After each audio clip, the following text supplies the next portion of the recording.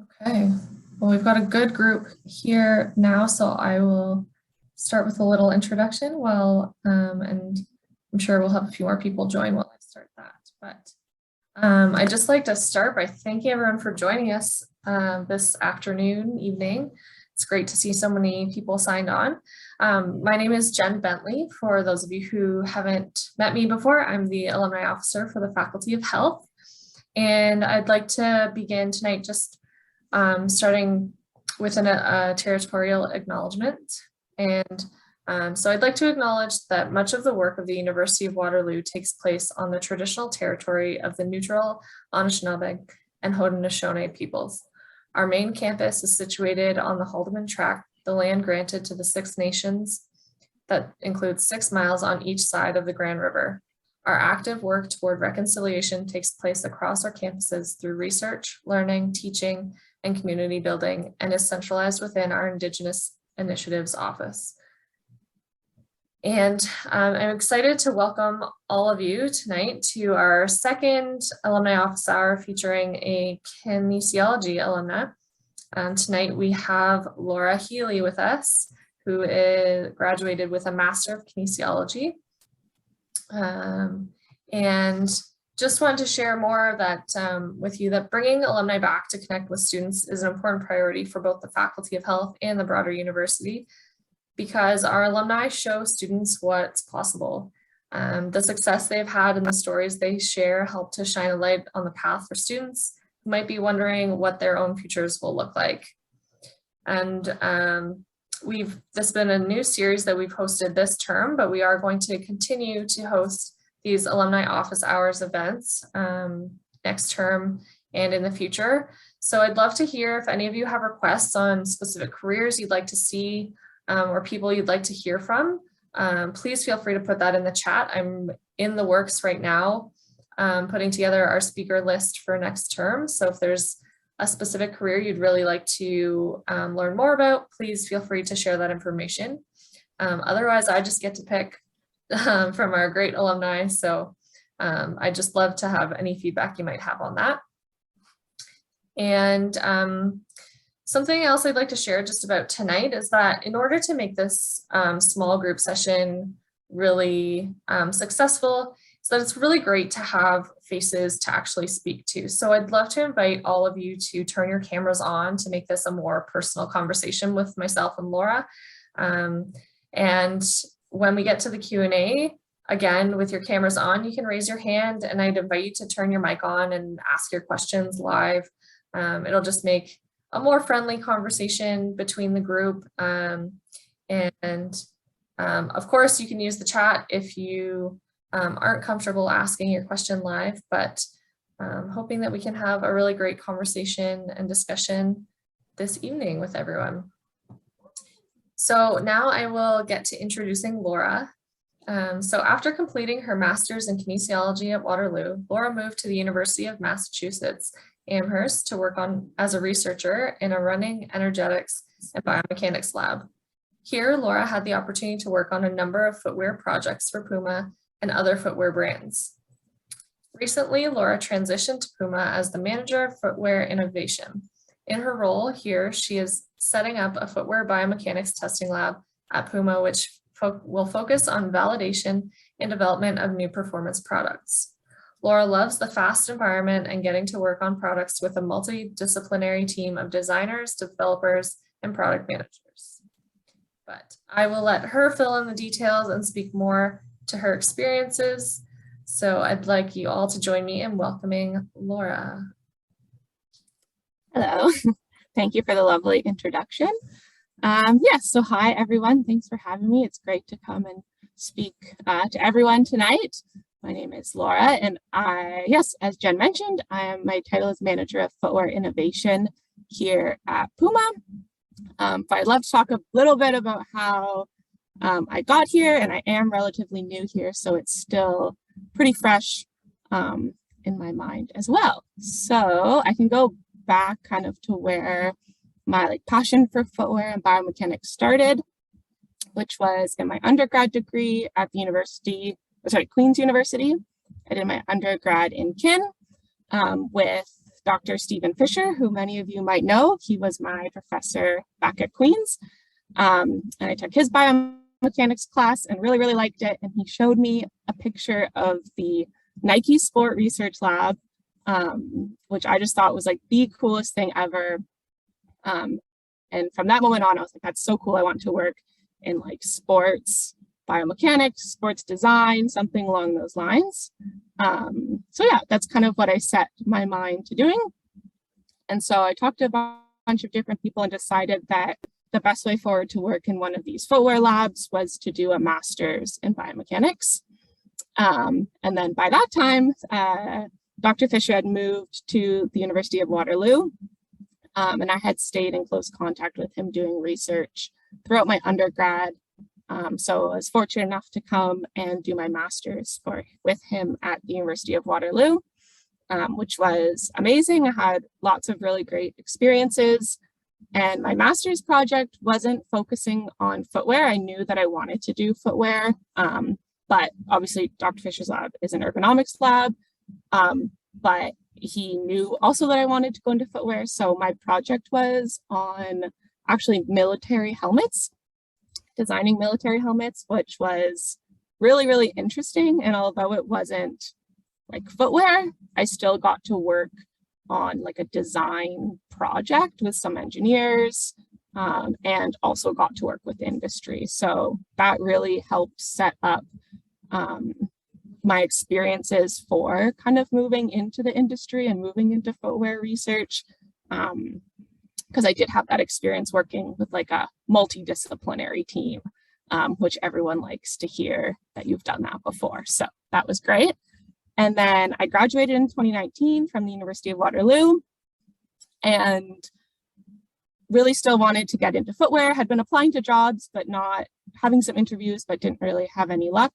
But I was fortunate enough to, at a conference in my master's, meet a researcher, Wouter Hochheimer, who had done a lot of research for Nike when he was at the University of Colorado and had gone to the University of Massachusetts Amherst. So he needed a research assistant, and I really wanted to learn from him and learn about footwear research.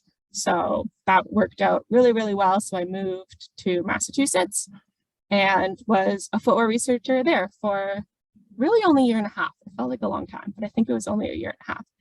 And yeah, that was amazing. And he had obviously a lot of experience doing footwear research. And at that time, when I was first brought on, he said that he had signed a contract with Puma to do external testing and validation on their running footwear.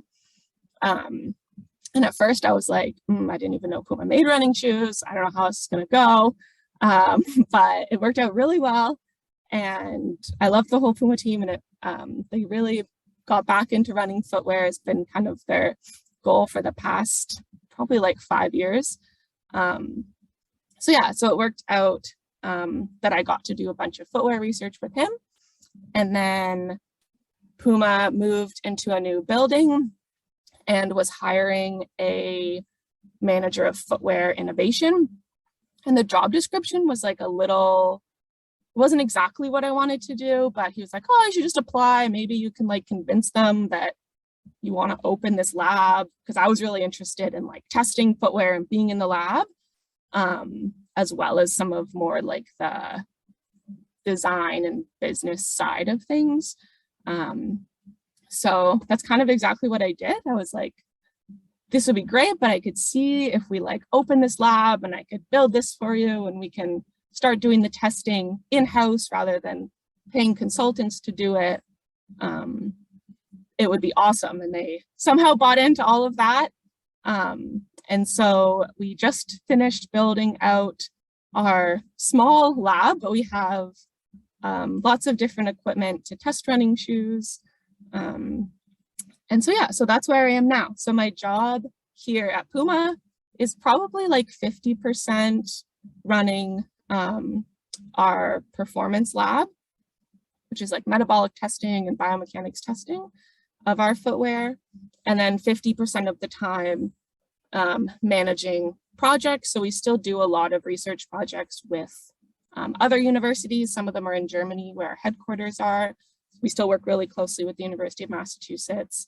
So I still get to work on the academic side of things and work with those researchers, as well as work in our lab here, and then do a lot of like knowledge translation for the team here, because I do work with like a lot of designers, product managers who don't have a biomechanics background, and marketing as well, but they really like to use the fancy pictures or the numbers and all that stuff for marketing and all of those reasons, and just to understand how to make a better shoe. So a lot of my job is also kind of translating that knowledge that we probably all would think would be really simple to understand, making it even simpler for kind of the whole team to understand. So yeah, that's a very fast spiel about kind of how I got here and what I do now. So yeah. Thanks for sharing that, Laura. So we can open up for Q&A now. If anyone wants to start with a question, or I can also pull some from the questions that have been submitted, but is there anyone who wants to, oh, Cassie's always in to help me out with the first question. All right. Yeah. Cassie. So I read that you worked outside of Canada for a while. I was wondering, like, what was that like, and how, like, what's the hardest part about not working where you're from? Yeah, that's a really good question. That was a big hurdle. So I actually live in Boston now. Our headquarters are in our North American headquarters are in Boston. So that was one of the biggest hurdles that I definitely faced in finding a job, because a lot of the footwear jobs are in the US or kind of even in Europe. And it can be very, very difficult to convince HR people that you should hire a Canadian. Some of them are really good, and some of them just kind of won't even look at you, unfortunately, because of the visa situation. My advice is to do your research first. So to be a Canadian and to work in the US is actually very, very simple if you have a technical degree. So I'm on what's called a TN visa, which you drive to the border, you give them your paperwork, you pay $60 and you drive away with a visa. So it's none of this like years and thousands of dollars of applications and things that HR is really worried about. So I would say come prepared with the knowledge of how simple it will be or how it could work for you, because sometimes they don't know and you need to kind of tell them. So yeah, it's difficult, but I think if you do your research and you're willing to kind of like advocate for yourself, it can be done for sure. Awesome, thank you. I feel like everyone always thinks it's like this big daunting process, but it's good to hear that it doesn't always have to be. Yeah, and sometimes it is. I mean, when I got my first job at the University of Massachusetts, it was very simple. Here at Puma, they really wanted to apply for it for me, so they used their lawyers, and it was a bit of a longer process to get the same visa, which was silly to me, but that's just the way they do it. So yeah, so I think everyone thinks, especially HR, will think it's quite daunting, especially if they've never done it before. But if you have a technical degree and fit into one of these categories, and there's ways around it. I mean, I'm filed as a biologist right now because I argued that biology was or kinesiology is a subsection of biology, which is like true. But yeah, you just have to be creative and willing to like push through kind of the HR block. Yeah, sometimes, I don't know if this is like good advice, but sometimes I would say on like the online application that I didn't need a visa, because then I wouldn't get like automatically screened out. Because a lot of times they'll just automatically screen you out. So that sometimes worked for me. I don't know if that's, maybe don't lie on your application, but it's one way not to get like automatically not looked at, depending on how the company does it. Mm-hmm. Yeah.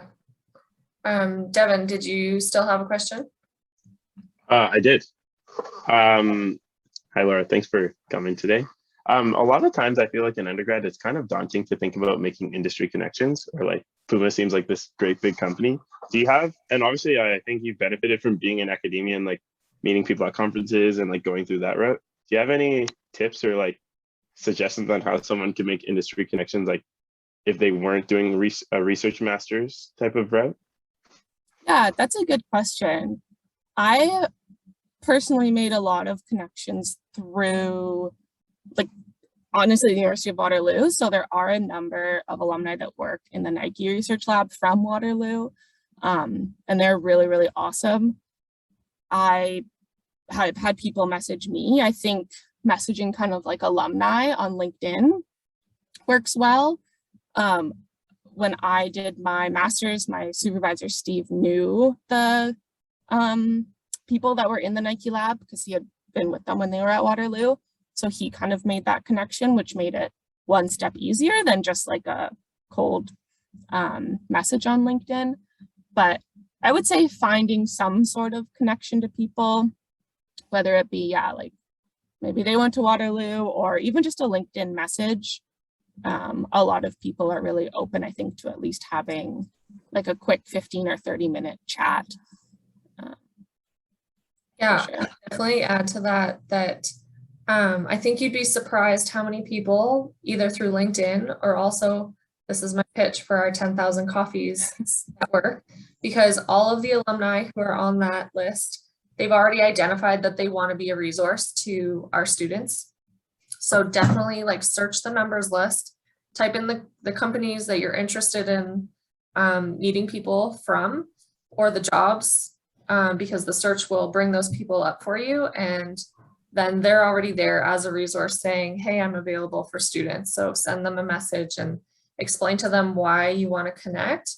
And I would say almost 100% of the time, people are very willing to have a conversation. And I'd say I'm also a resource because I got Laura here today. I know the Nike people she knows also, as well as lots of other alumni. So as the alumni officer for the faculty, you know, feel free to ask me who you're looking for and I can help you find those people too. Does that kind of pathway stop when you graduate, or is it like you're always in that network? It just starts. You're always, you never get kicked out of the club. So yeah, you can always reach out to me. Eric is on our alumni council, so he's an alumni representative and volunteer for us. And you know, there's lots, the network is always there for you, whether it's through LinkedIn or through 10,000 Coffees. You know, it's 100% always there, and a great opener to say, oh, I went to Waterloo, can we connect? I feel like people always say yes to that. Eric, did you want to add something too?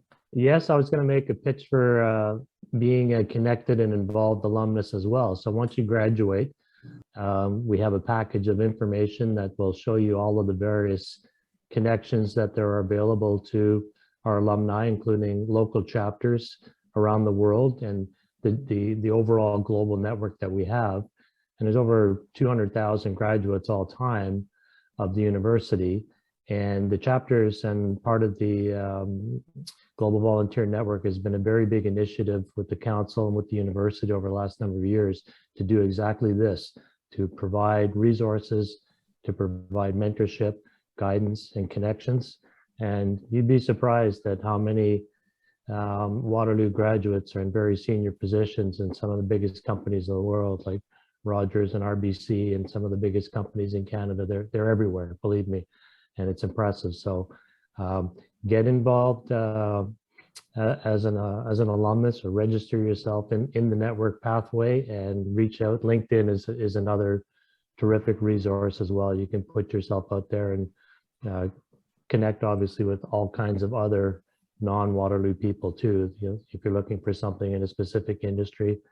I kind of have the same background as Laura. I came up through Kin and went into ergonomics for a number of years, and then was in the medical equipment business for about 30 years. So was very much involved in industry, and it's just networking. You got to keep your eyes and ears open and like Jen says, she's a resource, the faculty's a resource, the alumni relations group is a resource. So take advantage of us. Mhm. Great, thanks, Eric. Okay, who else has questions for Laura? Classique. I have two questions. One's kind of like, I guess I could ask Jen after, but Laura, would you be able to like give more details about like how the whole like footwear testing goes, like the process of that? Yeah, for sure. So, like the specific, just more specifics on what we do in the lab.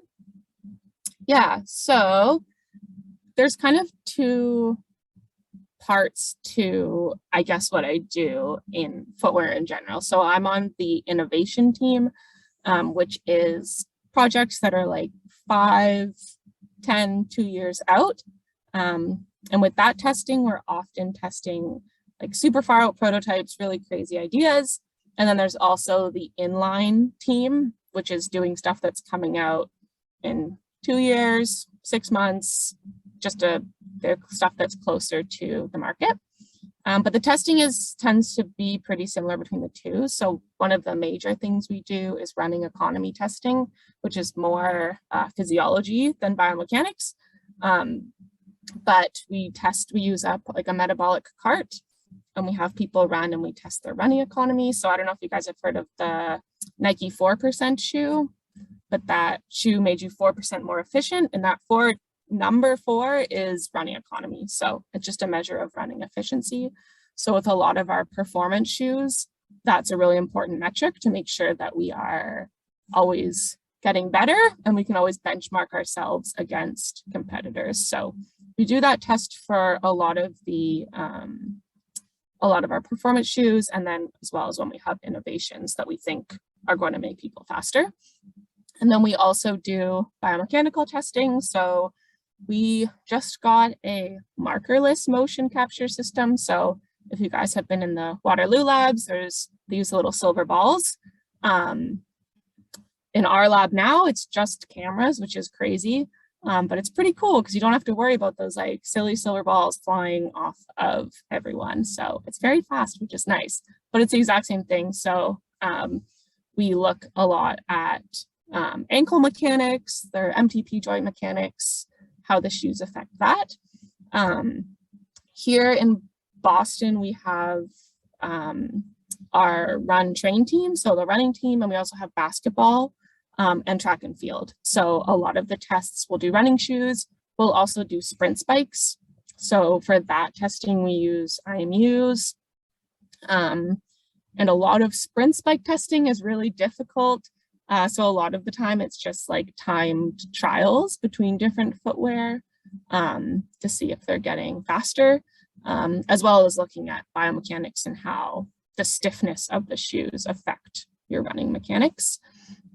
And then basketball is still pretty new, so we're developing protocols for that, but it's using a lot of pressure insoles as well, and motion capture systems as well for basketball. And we'll probably just develop some sort of like set of drills or something that they'll do, like different cutting and jumping drills, and use the tools we have, so motion capture, IMUs, and pressure insoles, to kind of assess how the shoe is performing or how the shoe affects the person.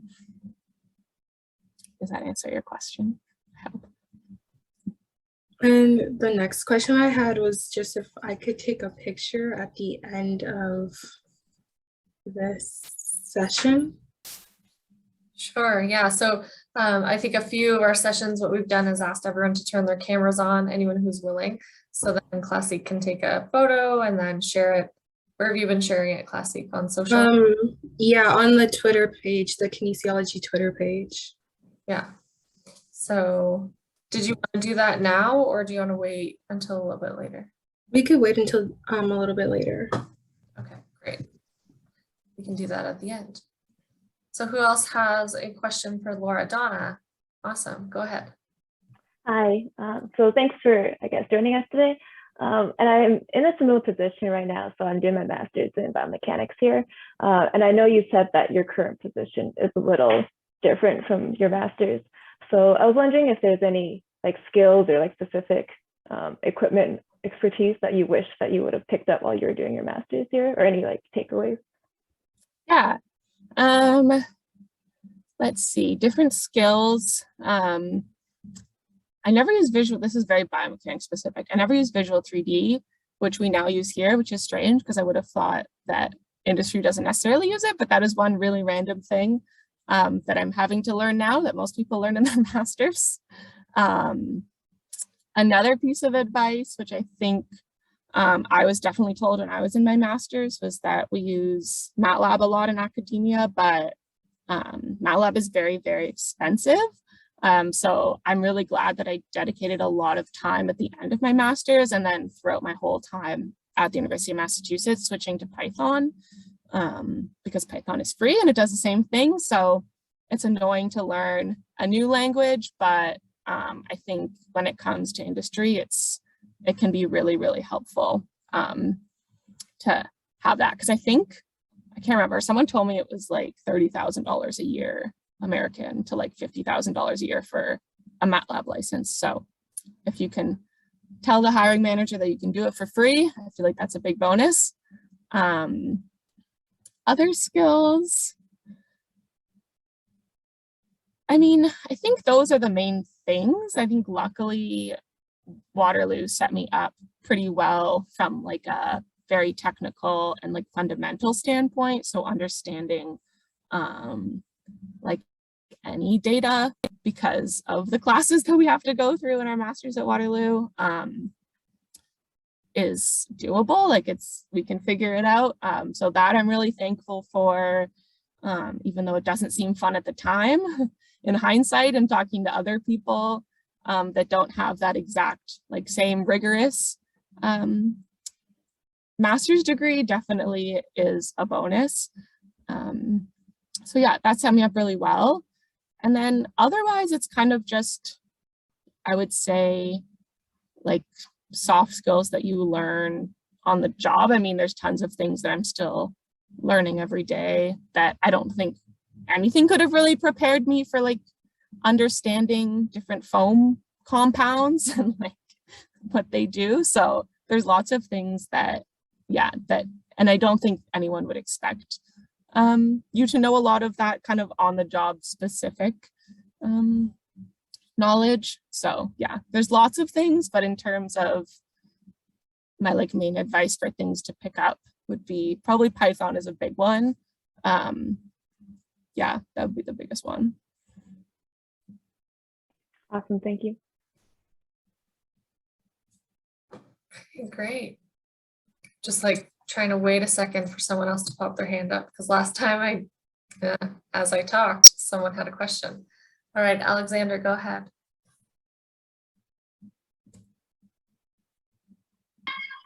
Hi, sorry I'm not able to put my camera on. I wasn't able to get off work. So if you hear a bunch of kids yelling in the background, it's not my kids, they're somebody else's. So you mentioned being involved in knowledge translation as part of your job now. I think there's more of a focus on that in conversations for master students who are slowly finishing up. I was wondering what experiences in your masters have helped prepare you to be sort of better equipped for the knowledge translation, and also certain things that you think could have potentially better prepared you for that role currently. Yeah, thanks for the question. I think, so the one thing that I mentioned at the start that definitely helped was was just fortunate enough to have a master's project that worked with industry. So I did kind of have a bit of an experience, although everyone in industry that I worked with, they were like engineers. So they definitely understood probably more than I did at the time. But I did have experience kind of explaining to different partners and different people in industry for my master's project. Another thing that definitely helped and that I continued to do when I went to the University of Waterloo was a lot of conferences and poster presentations. So I would say anytime there's a chance to present your research at a conference, even I know sometimes like Waterloo had like poster symposiums, even just in the, like for undergrads, or yeah, little conferences anywhere. They don't have to be like the big ones. That definitely helps a lot. I think in our heads and when we talk to our supervisors, it seems really straightforward what we're explaining, but then when it comes to explaining to someone completely random or someone that doesn't have the background, as much experience as you can get doing that is really helpful. Which yeah, I found came from a lot of conference presentations and things like that.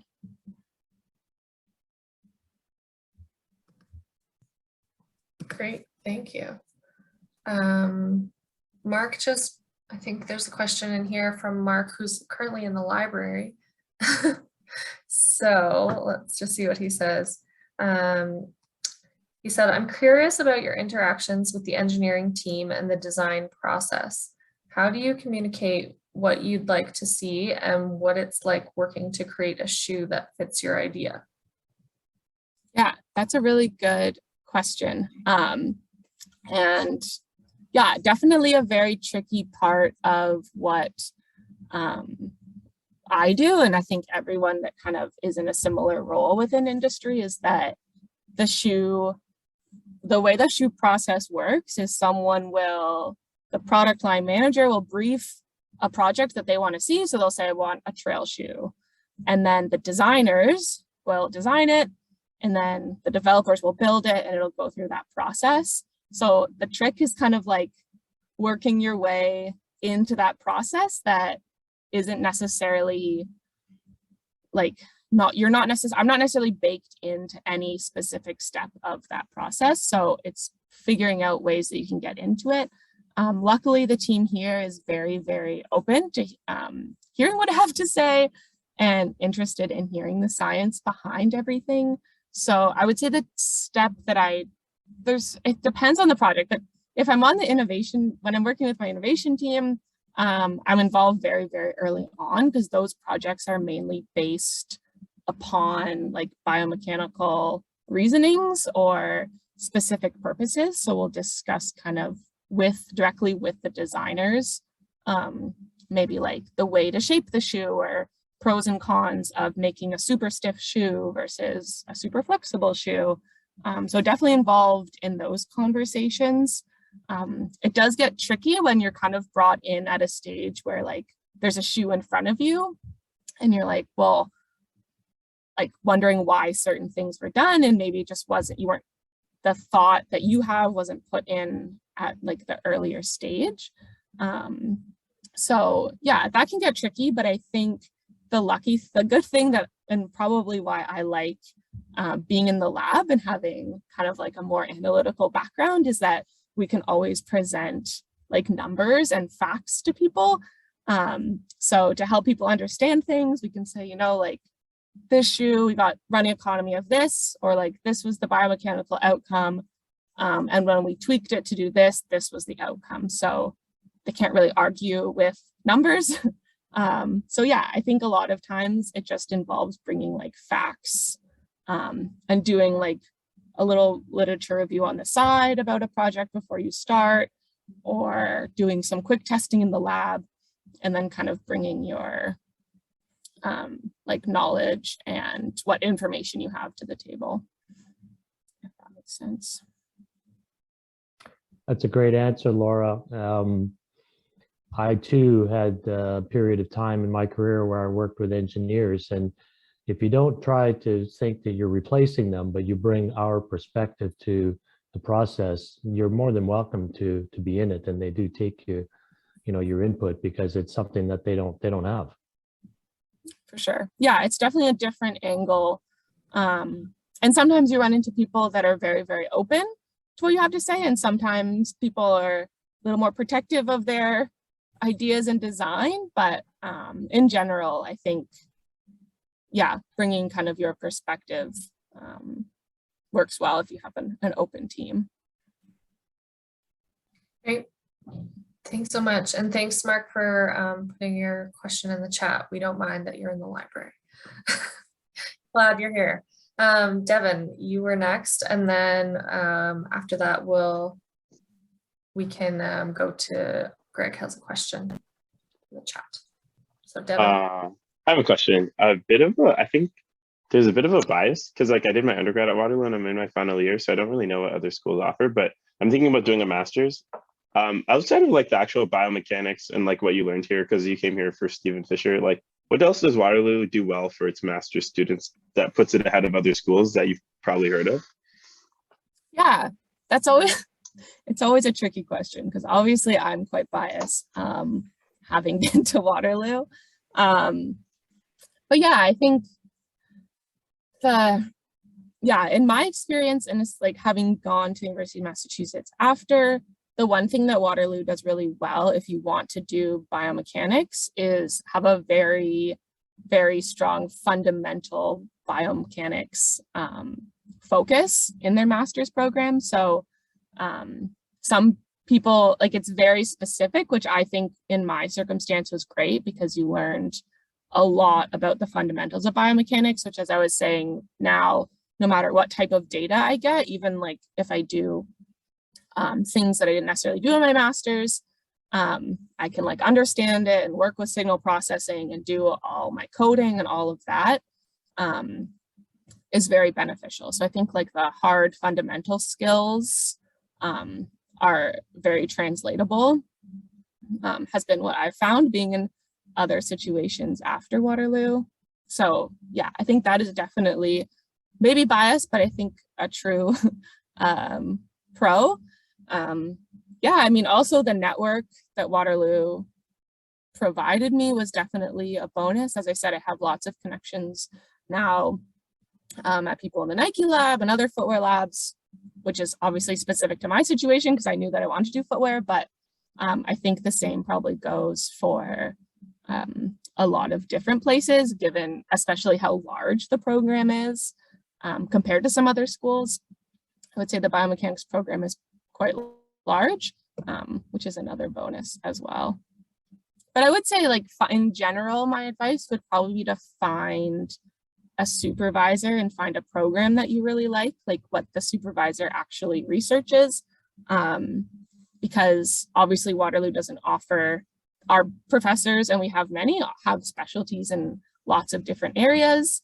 But if there's something really specific that you really want to do, then finding a supervisor that fits best with you is probably the most important, because at the end of the day, you have to spend 2 years doing it, which doesn't sound like a long time, but it feels like a long time when you're doing it sometimes. So you have to be really interested in what you're doing and have a good supervisor for sure. Thank you. Great questions. So I found Greg's question. Greg, I think you want to go ahead and ask that. Yeah. Thank you, Laura, for talking. It was super interesting. I was wondering if there's a particular skill or experience that sport companies like Puma would look for in potential employees. Yeah, so I think it depends obviously on what aspect you want to go into. So you can go into like a lab setting like I've done, or product management, or a number of different things. I would say in general, for a number of positions within sports companies, having a kinesiology degree and a fundamental understanding of sport and the human body is always very beneficial, even if you don't necessarily go directly into a research role. There are lots of roles that people with kinesiology backgrounds could go into that might be more on the product side, or maybe like more of a business side. But I would say, yeah, showing like your interest in sport and kinesiology, no matter what you're going into, as well as just a general interest in the product. I did interview people. We hired like a biomechanics assistant for the lab, and I was interviewing people, and I was surprised how many people just didn't really have an interest in shoes or in running. And maybe they did, but they didn't come across like they did. Like they didn't talk about their passion for the product. So that would also be a big piece of advice, I think, is like show some interest in the product. I mean, you don't have to be like a marathoner. I know I'm definitely not a marathoner, but just like do your background research on kind of the products that the companies provide, which, yeah, I feel like is maybe interviewing 101, but surprised how many people didn't really have an interest or show an interest in the product or running, which is exactly what the job was. So yeah.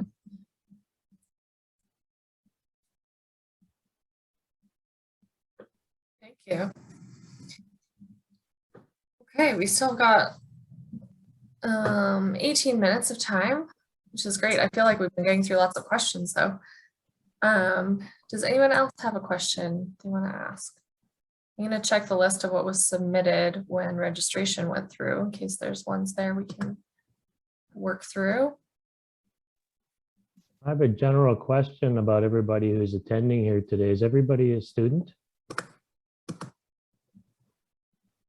Or most of them, was this directed at being more of a student forum than anything else, Jen?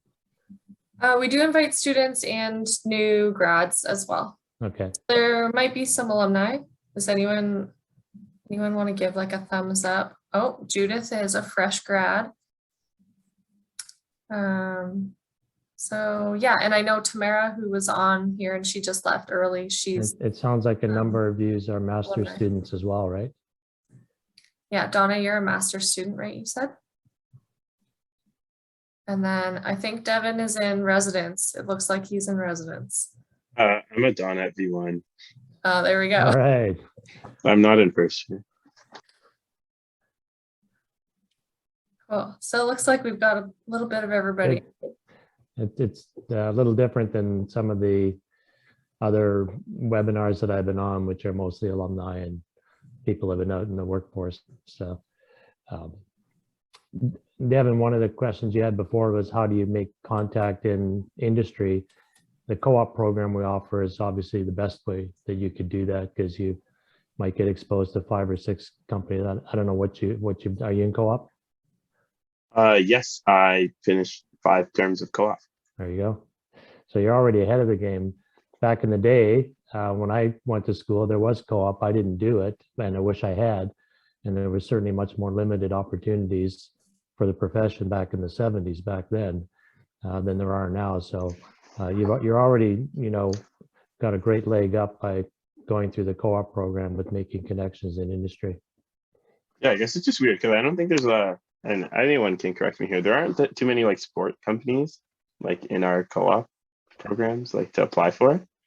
So it's like, it's not direct, Yeah, but I understand what you mean. Like I do have experience in like a lot of workplaces. Yep. Who we get to be partners in the co-op program is a function of the co-op organization, and then which companies are, have the opportunity to bring, folks like us in. So it's a two-way street. We market to those kind of companies, but they have to make the opportunities available. So this is our not so subtle ask to Laura. Find Hire out if co-op. she can hire co-op students. Yeah, I know we hire co-ops. It's tough. And we have a lot of co-ops that go to the States too. I mean, we've got, thousands in the San Francisco area working in Silicon Valley. I mean, engineering and math down there. There's a San Francisco chapter of the alumni, but there's an awful big partnership with tech in Silicon Valley for co-op. Sure. Just say about co-ops, Laura, you do hire some. I was gonna say we do hire co-ops, but again, I know it's like the struggle of convincing HR to hire Canadians. Mhm. It's just one extra step, which is very doable. And I know that when we hired our biomechanics assistant, they're just on a short contract for now. And getting HR to work through visas, especially for short-term positions, it's very doable. And I understand the frustration because I've been on the other side, but it takes just a little extra effort. to get them to do it, but I will look into, I don't know if our co-ops, if there is any limitations on it, but we can see. Laura, I'll happily connect you with a co-op rep for Boston if you want to just find out more. Perfect. There you go. That'd be great. Okay, let's get over to Donna. I know she's with a question. No, it's okay. It's still really interesting. And okay, so this for Laura, I feel like it must have been a pretty like exciting moment when you got to work with Dr. Comer. And was it like different working as a research assistant versus like the students who were there? If you like potentially took a master's with him or anything like that. Yeah, when I went to the University of Massachusetts, it honestly just felt like I was a grad student that didn't have class, which sounds weird, but it's kind of all the best parts of being a grad student because I got to just do research all day and I didn't have to take classes, and it was like shorter, quicker turnaround research projects. It wasn't like a master's that you're like totally over a few months in. So it was a similar, for me, I'm sure it's very different where you go. But yeah, I was kind of just felt like one of the grad students or postdocs that got to just do, maybe a postdoc was be a better way to put it. I've never been a postdoc, so I don't know, but I could imagine it'd be similar to that. Yeah, just getting to do research all day and kind of picking and choosing the projects. One of the other things that was different in my situation was he had just moved. When I got there, it was his first semester at the University of Waterloo, so we only had one grad student. So we were very much like figuring everything out together, which was kind of fun, getting to like start up the lab from scratch with him and really just, yeah, starting from nothing, which would be unique, obviously, to like a brand new professor, but in general, I really liked being a research assistant for sure. Yeah, I think you touched on my follow-up question, which was going to be like if you got to choose kind of what projects you wanted to take to look at or what questions you wanted to answer, as opposed to his ideas, that sort of thing. Yeah, no, for sure. And it was definitely, obviously, the supervisor may be specific, but in my situation, yeah, I got to kind of pick projects. I've been on like I think I've written like 4 publications since I was there, and I still work really, really closely with him and still putting out publications with him, which is pretty nice to be in industry, but still really connected to the research side of things. And I'll go to different conferences as well this year as part of work, but still kind of presenting stuff that I was doing when I worked at UMass. So yeah, it worked out really well. And yeah, I got to do a mix of the Puma projects would kind of, obviously I didn't get to pick those, but the side publications we would work on together and get to do our own thing. Eric, do you have a question? Yeah, a question for Laura. You keep mentioning conferences, and I'm wondering which ones specifically you went to when you were a student and which ones are the key conferences in sort of the industry and sports side of things that you would recommend. And is it easy for a student to get to a conference? Yeah, so I think at Waterloo for master's students, all the master's students that I was with at the time, at least we would typically go to the same conferences. Our supervisors at Waterloo are very like kind in sending their students to big conferences. So I think I went to the Canadian Society of Biomechanics, which was in Halifax my first year, and then the International Society of Biomechanics, which was in Calgary my second year. And that was where I met Dr. Hochheimer. And then in the past year, I've been to the American Society of Biomechanics. The big one I would say for footwear, which if you want to get into the footwear industry or meet people in the footwear industry, is Footwear Biomechanics, is what it's called. It's every 2 years. So it was this year, and then it will be in 2023, I guess. that one is a big one for meeting people. I think it can be tricky. I know this year it was supposed to be in Sweden, so I know that's not super accessible if you're maybe an undergrad and you don't have funding to just fly over to Sweden for a week. But I think one of the other benefits we can say of kind of the COVID era is that a lot of these conferences have gone online, and also from what I've heard, continue to kind of hold online portions of the conference, even if they go back to in person. So definitely keep your eye out for that. And then if it's not somewhere close to you or somewhere that you can go, there still might be an online version of that. There's also, I think it might just be in the US, ACSM, the American College of Sports Medicine. Yes. And there's a Canadian Sports Science Conference too. Okay, yeah. So there's lots. I did both of those in my career. Yeah. So those are awesome, and they tend to be a little smaller. I know that ACSM has like a New England conference, and there is a national ACSM. Yeah, and then they have like little smaller ones throughout the year, which are a little more accessible. I know that some of our undergrads at University of Massachusetts went because they could just drive down for the day and present posters. So yeah, I would say those are the big ones. Footwear is definitely the biggest industry conference where all of the footwear industry people go. I will be going to the North American Society of Biomechanics this year, which is in Ottawa. So that is a big one. And from the sounds of it, I think other industry people tend to go as well from footwear. Will that be joint with the Canadian at the same meeting, or will it be a separate one, do you think? Yeah, so NACOB happens, I think every like 4 years. It's a weird one where it meets like the American Society of Biomechanics and Canadian Society of Biomechanics together, I believe. So it's one of those ones that like cycles through, and when it crosses, they call it NACOB instead of the other ones, but it's just in Ottawa, so it's probably accessible for a lot of people. And I believe they're typically in like August, end of July.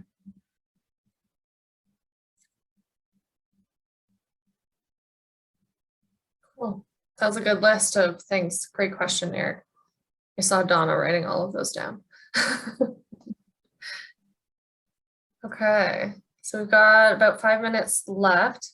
If anyone has any other questions, I know we need to take a quick photo for Classic. Maybe we should do that quickly now. If anyone who's I did put the turn on their Waterloo camera. wallpaper into the chat, so you can download the file if you want it.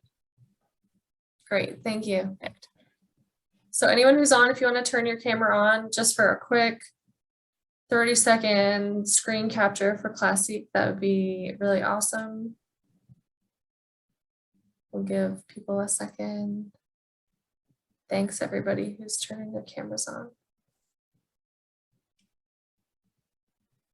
Hey, look at everybody's faces. Thanks for joining us. Okay, Classic, we're ready. You count us down.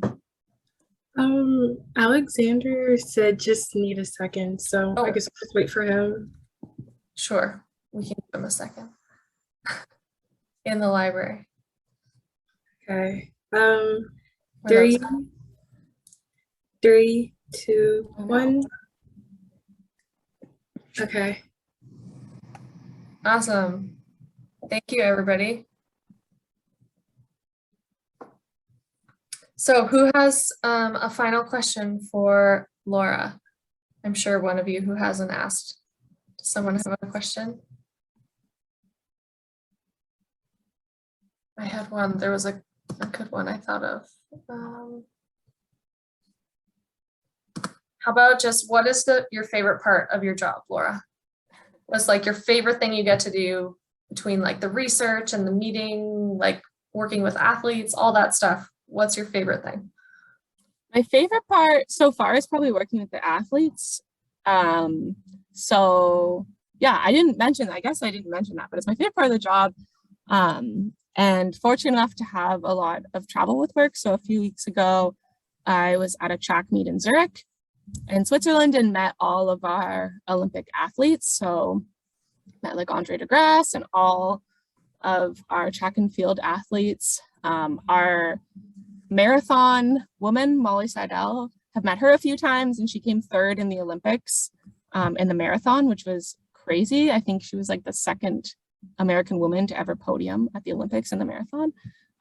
So yeah, that's been awesome. I do a lot of travel. I was actually supposed to be in Florida right now, testing spikes with Andre, but that got postponed a few weeks. So yeah, so it's pretty, that's still the part that I'm a little starstruck about, is getting to go and meet all these athletes. But also a really important part of the job, because, you know, we do all the testing in the lab, and it can be, you know, we can say whatever we think is best about the shoes, but at the end of the day, people have to like wearing them, and the athletes have to like them. So getting the feedback from them, and a lot of them are kind of shoe nerds themselves. So it's really cool to talk to them about the products. That's kind of an important piece of information to leave out, that you get to work with all these elite athletes. I guess that's your brand ambassadors, right? Yes. Yeah. I'm surprised I left that out as well. Well, yeah, when you mentioned Andre de Grasse, I'm going like, why would somebody from Boston be working with the Canadian Olympic people? But clearly he's a Puma guy, right? Yeah. So Andre's one of our sponsored athletes. There you go.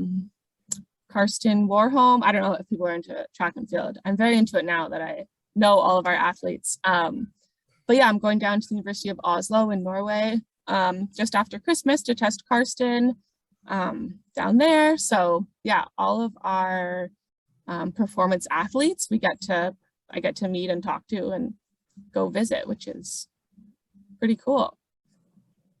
That's super fun. I'm like secretly dying inside because I love Andre de Grasse. He's really cool. They're also all, they're just like, you'd think that they'd be, I don't know, they're like superstars, but they're really nice, and he's really cool. I'm surprised you didn't zoom him in with you as, you know, partner on this presentation today. I know. If I had known, you would Next time, have Laura. you would have surprised the heck out of all of us for sure. There you go. Next time. First time I met him, I'm from Markham, and which is where he's also from Markham. So Yeah. that was my little, I was like, oh, I'll just tell him I'm also from Markham, and we can, you know, bond over that.